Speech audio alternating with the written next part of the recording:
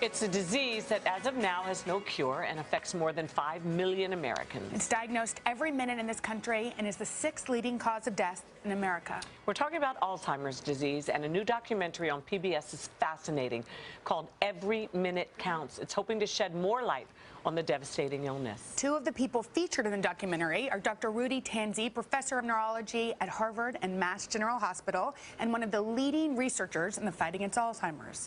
And Duarte, whose mother is suffering from the disease in its final stages. Let's take a look. She's very loving, but she's regressing. No. Mira, esto para esto. She hasn't said my name in a long time. Most of the time is when I ask her, who am I? She says, Mom. I'm like, I'm not your mom. You're my mom. And then she says, yeah.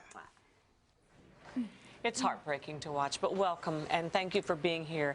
I think there are still some myths out there about Alzheimer's, which I had thought for the longest time, because I had been told that you couldn't tell for sure if Alzheimer's, if a person had it until there was a death and then an autopsy. But you said that has now changed. Tell us about that. Well, now with brain imaging, we can see the key pathology in the brain that's accumulating, and that pathology occurs even 10, 15 years before symptoms. This is a huge breakthrough. So let's look at it, what it actually looks at like. Okay, doctor, can you tell us? Yes, so what happens is in the brain over time, especially after 40 years old, you start to develop these things called plaques, these yellow blobs around the nerve cells. Now with lifestyle, you know, exercise, Mediterranean diet, get 8 hours of sleep, these plaques can be washed away. During your sleep? Especially during deep sleep. You have to get 8 hours of sleep when you get older. But the thing is that in some folks, due to genetics or a combination of lifestyle, these plaques start to accumulate at high levels. And then you get these things called tangles that form in the nerve cells that they interact with. At that point, nerve cells are dying. And then there's inflammation after that. And that's when you start to see dementia and loss of memory. We've never seen it explained so easily. Thank you. That's so much. So, Daisy, your mom has been living with Alzheimer's. Talk to us about her diagnosis and how it's affected your whole family. Well, she got diagnosed 6 years ago, and now she's at the stage, her final stages.